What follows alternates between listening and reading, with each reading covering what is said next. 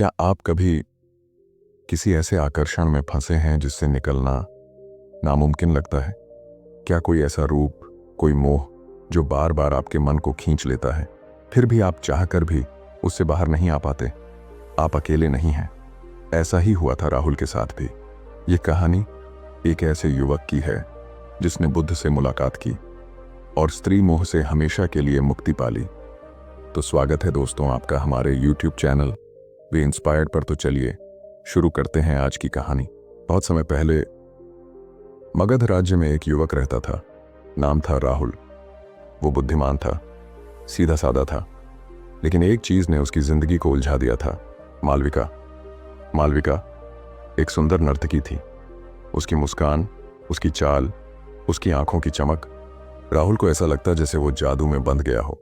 वो दिन रात बस उसी के बारे में सोचता रहता। नींद में, ध्यान में, पूजा में, हर जगह वही चेहरा।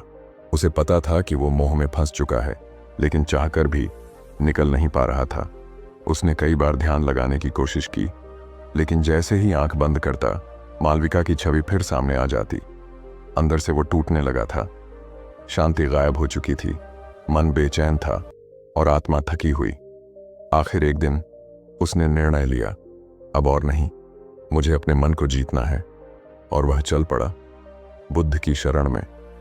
जब राहुल बुद्ध के पास पहुंचा तो उनके चरणों में बैठकर फूट फूट कर रो पड़ा।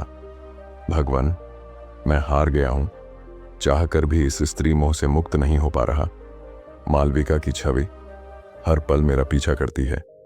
क्या कोई रास्ता है जिससे मैं इस बंधन से निकल सकूं? बुद्ध शांत थे। एक गहरी मुस्कान उनके चेहरे पर आई। उन्होंने कहा, चलो राहुल, मेरे साथ चलो। बुद्ध राहुल को लेकर नगर के बाहर एक श्मशान घाट पर पहुंचे। वहां एक स्त्री का शरीर जल रहा था। चारों ओर राख, धुआं और मृत्यु की गंध। राहुल स्तब्ध था। बुद्ध ने उसकी ओर देखा और बोले, राहुल, यही है उस सुंदर शरीर का अंतिम सत्य जिसके पीछे तुम भाग रहे हो। जिस रूप ने तुम्हें मोह में बांध रखा है, वो भी एक दिन इसी राख में बदल जाएगा। तुम जिस सुंदरता को पकड़ना चाहते हो वो स्थायी नहीं है। वो हर दिन गिरती है, ढलती है और अंत में मिट्टी में मिल जाती है। राहुल कुछ कह नहीं पाया, बस उस जलते शरीर को देखता रहा, मानो उसकी आंखों से पर्दा हट रहा हो। बुद्ध ने आगे कहा, जब तक तुम स्त्री को केवल शरीर के रूप में देखोगे, तब तक मोह तुम्हें बांधता रहेगा। लेकिन जिस दिन तुम उसमें आत्मा देख लोगे, उस दिन तुम मुक्त हो जाओगे। स्त्री कोई बंधन नहीं है, तुम्हारा दृष्टिकोण ही तुम्हारा बंधन है। जब तुम्हारी नजर किसी स्त्री में मां का पवित्र रूप देखेगी, तो वासना खुद मर जाएगी। राहुल की आंखें भर आईं। उसके भीतर कुछ टूट चुका था और कुछ नया जन्म ले चुका था। उसने पूछा, भगवान, क्या अब मैं ब्रह्मचारी बन सकता हूं? बुद्ध बोले, ब्रह्मचर्य का मतलब केवल शरीर को रोकना नहीं है राहुल।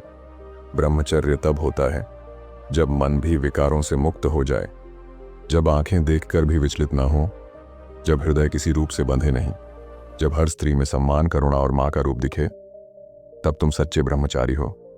उस दिन के बाद राहुल बदल गया।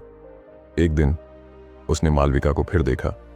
वही मुस्कान, वही आंखें, लेकिन इस बार उसकी अपनी आंखों में वासना नहीं थी, बल्कि करुणा थी।